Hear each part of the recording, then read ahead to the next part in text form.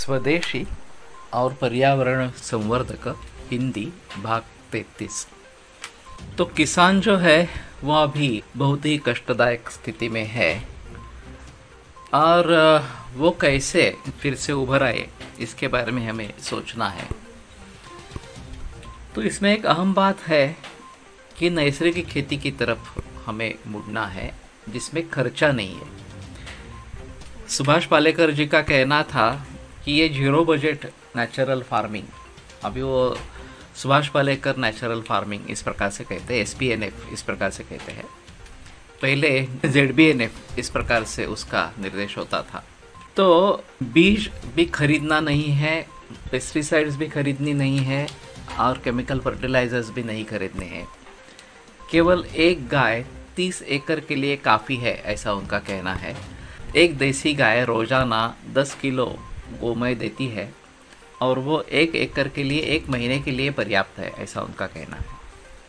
और अगर गोधन हमारे पास ज़्यादा है तो उसके बारे में हम और तरीके से सोच सकते हैं।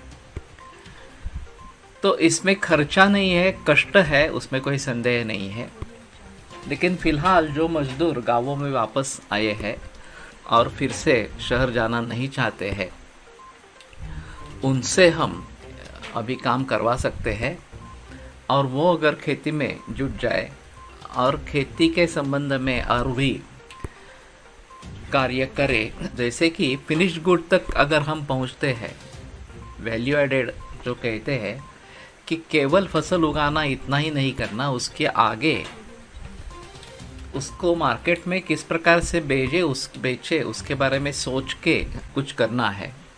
ये एक रत्नागिरी के नज़दीक खानू नाम का देहात है, उसकी जानकारी फ़िलहाल आई थी।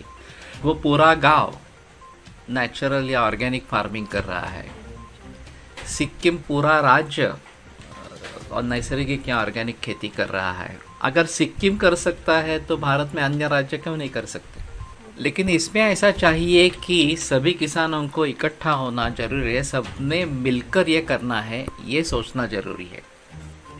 नहीं तो अकेला किसान अगर करता है तो आजू बाजू से जो कीटक है वो उसके खेत पर हमला कर सकते हैं। अगर हमें कीटकनाशकों का इस्तेमाल नहीं करना है, जैसे सुभाष पालेकर जी कहते हैं कि ये दशपर्णी अर्क वगैरह जो है, अग्न्यस्त्र ऐसा उनका कुछ है, तो इस प्रकार के अस्त्रों का अगर हमें उपयोग करना है तो सभी किसानों को इकट्ठा होना जरूरी है और फिर वो अपनी एक खुद की मार्केट चेन बनाए, किस तरीके से लोगों तक पहुँचे। अभी इस प्रकार के प्रयास काफ़ी जगह चल रहे हैं और किसानों से जुड़े कुछ ऑर्गेनिक शॉप्स है जहाँ पे ये माल खरीदा जाता है और ग्राहकों के पास दिया जाता है, डिस्ट्रीब्यूट किया जाता है। तो इस प्रकार से अगर हम करेंगे नैसर्गिक खेती और किसानों को उसके लिए प्रोत्साहित करेंगे तो सभी तरीके से हमें फ़ायदा होगा।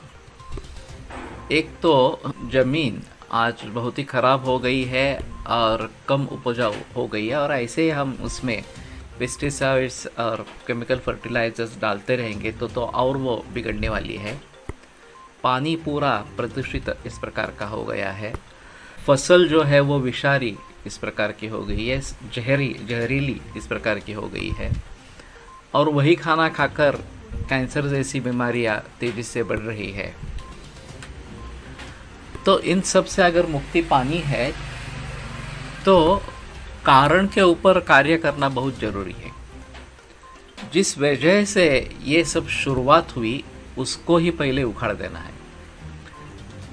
तो अहम चीज़ ये रहेगी कि हम नैसर्गिक खेती की तरफ मुड़े तो उसमें सभी जीवों का कल्याण है, केवल मानव के लिए नहीं, बाकी सब भी पशु पक्षी और वनस्पति इनके लिए भी ये फायदेमंद होगा।